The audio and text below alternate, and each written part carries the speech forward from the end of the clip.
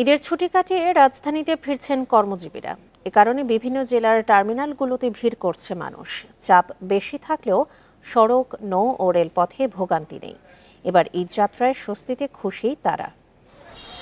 Bundle থাকলে প্রতি সেনমানিতে টাকা বাঁচবে। বিকাশ সেনমানি বান্ডেল কিনে জিতুন প্রতি লেনদেনে। রোববার খুলছে অফিস আদালত, সেজন্য রাজধানীতে ফিরছে কর্মজীবীরা। এর চাপ পড়েছে সব জেলায়। বগুড়া ঢাকা রুটের ২৫০ বাসের সব টিকিট বিক্রি হয়ে গেছে। এতে তাৎক্ষণিক যাত্রীদের পড়তে হয় সংকটে।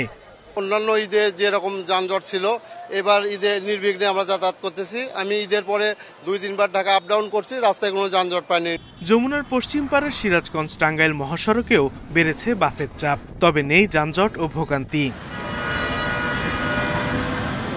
গাজীপুরেও গাড়ির চাপ তুলনামূলক কম দেখা গেছে। সাভারেও মহাসড়কে ভোগান্তি ছাড়াই রাজধানীতে ঢুকছে যানবাহন। আসলাম ময়মনসিংহ থেকে, রাস্তার অবস্থা ভালোই, যানজট খুবই কম। যানজট মনে নাই, একদম ক্লিয়ার রাস্তাঘাটে। এখন কোনো যানজট নাই, আগে যেরকম ছিল এখন এরকম নাই, অনেক পরিবর্তন। এদিকে শরীয়তপুরে জাজিরা প্রান্তে পদ্মা সেতুতে নেই যানজট। যাত্রীদের নিরাপত্তা নিশ্চিত করার জন্য আমরা স্কোয়াডের মাধ্যমে আমাদের থানা এলাকা পার করে দিয়েছি, যার কারণে গত রমজান মাসে কোথাও কোনো চুরি ডাকাতি ছিনতাইয়ের এরকম কোনো ঘটনা ঘটেনি।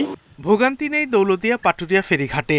এছাড়া চাঁদপুর, বরিশাল সহ দক্ষিণাঞ্চলের বিভিন্ন ঘাট থেকে যথাসময়ে ছেড়েছে launch. Sadequr Rahman Siddiqui, independent news.